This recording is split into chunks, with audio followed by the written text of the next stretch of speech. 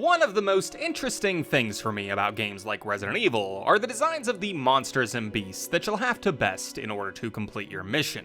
Games like Resident Evil 4 have immaculate designs that to me rival the most unique and iconic in all of gaming, whereas others in the series like RE6 have fewer standout enemies that don't hail from previous entries. And so today I figured we'd talk about one such game in the series that I think brings lackluster monster design for reasons that I both like and dislike. For starters, I should probably preface this by saying that I don't generally find larger versions of existing animals to be interesting or memorable. A snake, but bigger, while it can be interesting and scary, doesn't scream unique or distinct to me like a Gyarados. So if you disagree with that premise, then you'll probably disagree with this whole video. Resident Evil 0 is absolutely chock full of animals but bigger. In fact, with the exception of the zombies, hunters, proto-tyrant, and leech enemies, it's all this game has to offer.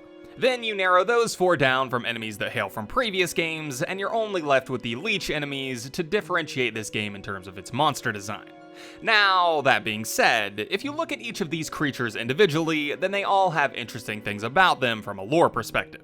The Stinger was being brought to the Umbrella training facility to see if it could be further developed. The Centurion is an example of what the T-Virus can do through secondhand infection.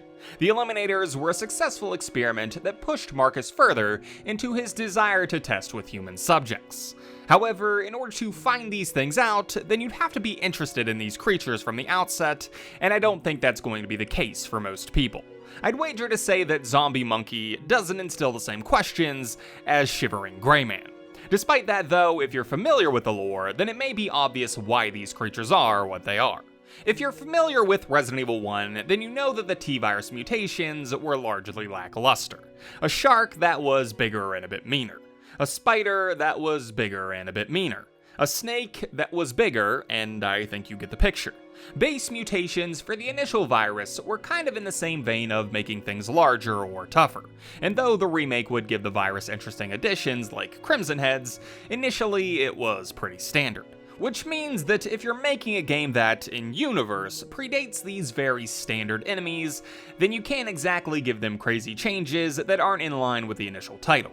This is where the prospect of Resident Evil 0 being a prequel really limits the scope of what it can do in terms of its monster design.